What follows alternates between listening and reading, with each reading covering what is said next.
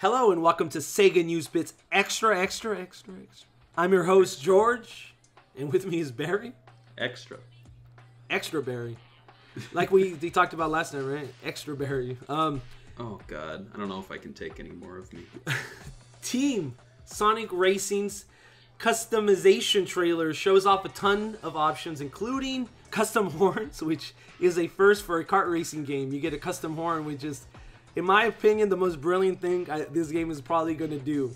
I just like the idea of just honking people, different ring sounds, annoying sounds. We'll see what they put in here. What do you think about the customization? You think it should be deeper? I'm not a fan of the way the cars look, but I do like the idea of customizing everything. Yeah, I don't think it's a bad idea. I like some of the looks. I think some of them look pretty gaudy. I didn't see any signs of like callbacks to other Sonic games or even Sega franchises, which I think is kind of a mistake. If you remember in Sonic Forces, they had a DLC, so maybe they'll do that here. Like if you get it, you'll get like I don't know, like All-Stars Racing like callbacks. So you might get, you know, Beat's car or something like that. That would be kind of cool, actually. Like people might complain, but you know, it'd be nice to give, you know, a little tip of the hat to the All-Stars Racing legacy. It is kind of weird though that they've been, you know, straying way like hella far away from any of the older franchises that were in the last game. They really want to cement this as a modern Sonic racing game. Yeah. And they've stuck to their guns, which I'm surprised about. I don't know if that's going to be a negative or a positive. We'll see when sales come out. Personally, I think most mainstream Sonic fans don't really care about Beat like we do. Yeah, that's so true. We'll see if it works out. The next bit of news is Sega trademarks the English name Sakura Wars in Japan, which is kind of interesting since I don't think they've ever done that. Maybe it's for the anime. I don't know what they would be releasing. It has a totally different name over there. Personally, to me, I just think this means that it might come over, but deep down, I'm hoping that the older games and the anime might get re-releases or something. So that way we get all the media, and it's not like we're sitting here going, oh, cool, another one. Do we have to play the last games you made? Yeah. So, and a lot of fans have been asking for this for like so long. Like since the first day I came on the internet and came onto the Sega scene, people have been asking for Sakura Wars translations. I didn't even know what it was, and then I got on the internet and I'm like, I have to play these games as a kid. Yeah, they're good. They're quality games. Like I didn't beat So Long My Love, which was I think the 5th game, but it was like really good. I was playing it, I'm like, I get it now. I get why people love these games. Like I think I've said in the past, have you ever played a genre that you're not into or you've never played before, but you play the best game in that genre and you're like, oh, I get it. Yeah. You know? Yeah. It's Monster Hunter for me. It took me a long time to get into it, and then I did, and I was like, when it clicked, I was like, wow, this game is good. I used to mock the game thinking that it was too slow, but... The other bit of news is that Sega Ages Virtual Racing is going to come out in spring 2019, and they actually talked about about the multiplayer, which is new addition to this game, but in the end of the day, we kind of understand what the multiplayer is. It's local, and it's going to be up to 8 players. So, I mean, what do you think about this game, and what's your like history with virtual racing? I knew of Virtual Racing for a while due to the 32X add-on, but I didn't play it for a very long time. I just kind of knew it as like the precursor to Daytona USA, and the Virtua name, of course, kind of lumped it in with all those other Virtua titles, which I think was smart of Sega, because for me, I was like, oh, it's a Virtua game. Those are good.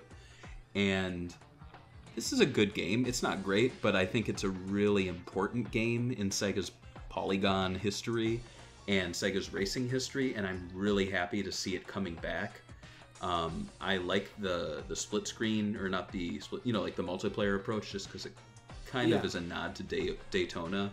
The original game really wasn't a multiplayer experience, so it's cool to see them playing up that now. So this is this is what I wanted Sega Ages to be.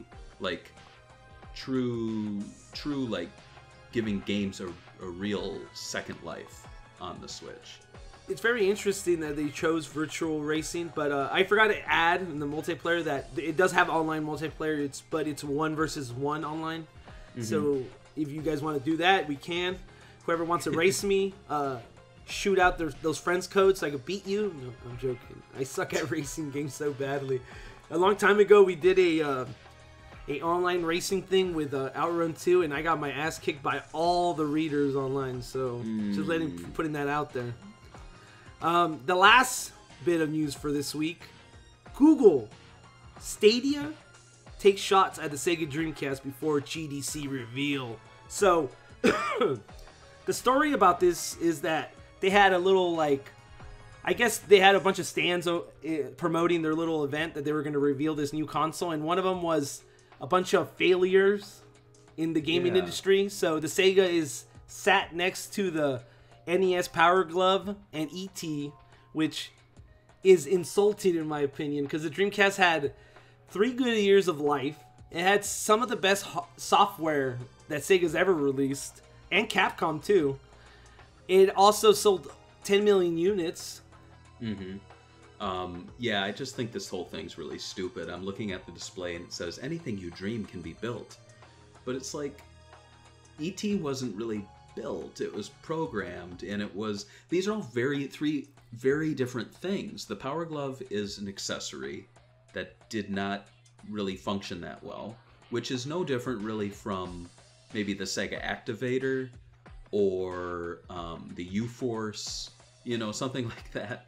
E.T.'s a overly ambitious game that was rushed and had some, you know, it had some good ideas, but it just did not sell well, and they overproduced it, and it failed.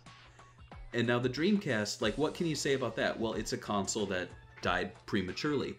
The Wii U died prematurely, and to be honest, I don't know why that's not out there. The Dreamcast, though, everything it advertised that it did, and it did it really well. Before we recorded, I mentioned to you, you know, I played the Dreamcast online for a good solid 3 years, which is not a bad return on investment, you know, like, yeah, I can't really say that about any other console I've ever owned. I'm not like, yeah, I played the Xbox 360 online for 3 years. I really didn't. You know, I played a lot of offline stuff, but like, Dreamcast was basically my computer in my room. Like, it was my web browser. So it seems, I think the people that like did this presentation, it really feels to me like they took 5 minutes, they Googled gaming culture, right? Yeah. Or failure gaming culture. And these are the 3 things that came up. E.T. is notorious for being a failure, right? Yeah. The NES controller is considered a joke. But I think the Dreamcast came up on those searches just because of how honored it is. Like, yes, it's a failure, but it's considered one of the most beautiful fails of all time, right? Right, exactly. So they just put it in here without any context, and they're like, here you go, these are all the same. Yeah. And it's like the little things that kind of make me cringe, like the controller of Google in the back, it has the Konami code, you know, the one that's on t-shirts and everything, and everybody's like, I'm a hardcore retro gamer. Yeah. Get out of here. Whatever. Get out of here. Get out of here.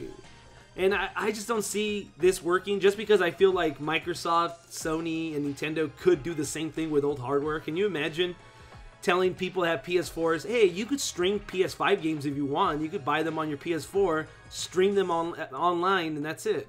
Why would anybody go buy this when they could get all the exclusive Sony stuff? Yeah, and they could do it, and they might. You never know.